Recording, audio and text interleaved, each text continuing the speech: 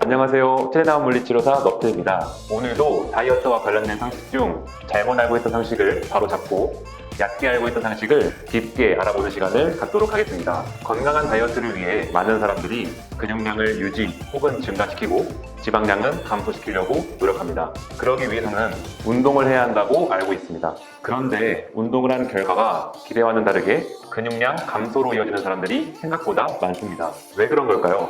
다이어트를 진행 중 근육량이 감소하거나 표준 범위 이하에 머무르는 사람들을 대상으로 상담을 진행해 본 결과 크게 세 가지 이유로 근육량이 감소하였습니다.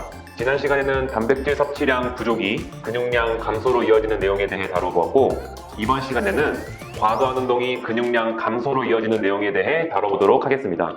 여기서 말하는 과도한 운동이란 무엇일까요? 지금부터 말씀드리는 과도한 운동의 기준은 감비정을 복용하시면서 식이 조절을 하고 계시는 분들에게 해당되는 기준입니다. 이 부분을 꼭 명심해주세요. 과도한 운동의 기준은 두 가지가 있습니다.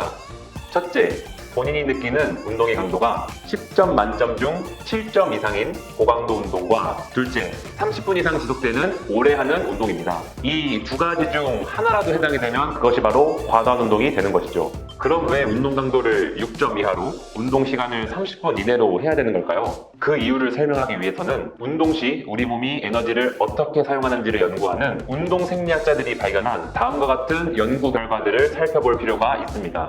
먼저 우리 몸에서 에너지를 만들 수 있는 영양소는 탄수화물, 단백질, 지방 이 세 가지뿐이고 운동할 때에는 주로 탄수화물과 지방이 사용된다. 만약 탄수화물이 부족할 경우 탄수화물을 대신해서 단백질이 에너지원으로 사용된다는 연구 결과가 있습니다.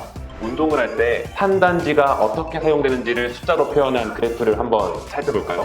다음 그래프는 운동 강도의 변화에 따라 달라지는 탄수화물과 지방의 에너지 비율을 보여주는 그래프입니다. 그래프가 오른쪽으로 갈수록, 즉 운동 강도가 높아질수록 탄수화물의 사용 비율은 높아지고 지방의 사용 비율은 낮아지는 것을 알 수 있습니다.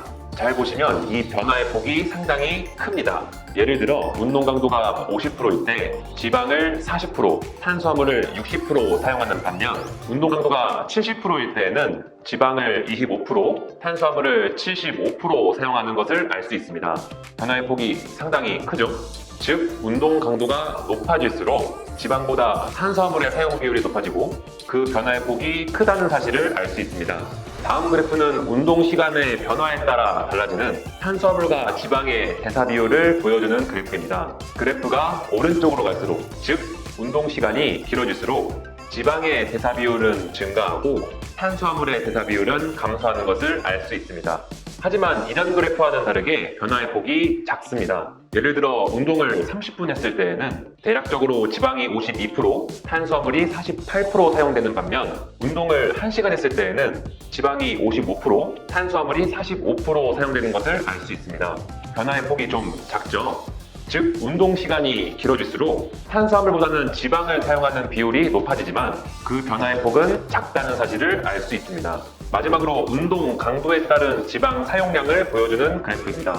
그래프를 보시면 운동 강도를 50% 했을 때의 지방 사용량이 운동 강도를 20%, 80%를 했을 때의 지방 사용량보다 약 2배 정도 높죠? 즉 운동 강도를 50%를 했을 때 우리 몸이 지방을 가장 많이 사용한다는 의미입니다. 그런데 여기서 한 가지 질문이 나올 수 있습니다.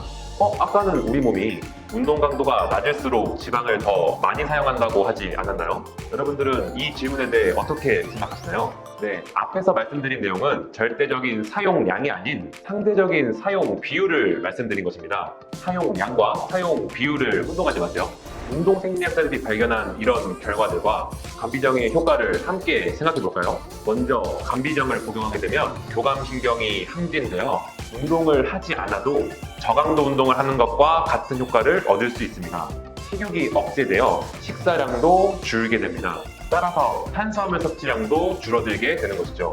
감비정을 복용하여 탄수화물 섭취량이 줄어든 상태에서 일정 수준 이상의 과도한 운동을 한다면 어떻게 될까요? 과도한 운동을 할 경우 지방보다는 탄수화물을 에너지원으로 사용하게 되고 부족한 탄수화물을 대신해서 우리 몸은 단백질을 에너지원으로 사용하게 됩니다. 결국 운동을 했음에도 불구하고 근육량이 감소하게 되는 것이죠.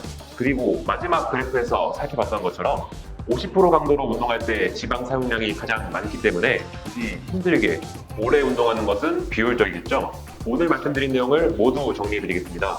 감비정 복용 중 근육량을 유지 혹은 증가시키고 지방량을 감소하기 위해서는 운동을 아예 하지 않거나 하더라도 운동 강도는 6점 이하로, 운동 시간은 30분 이내로 하는 것이 효과적입니다. 그럼 내가 운동을 할 때 운동 강도를 6점 이하로 하고 있는 것은 어떻게 할 수 있을까요? 이 부분에 대해서 다음 시간에 설명드리도록 하겠습니다. 오늘 본 영상이 도움이 되었다면 구독과 좋아요 부탁드립니다. 그럼 다음에 또 봐요. 안녕.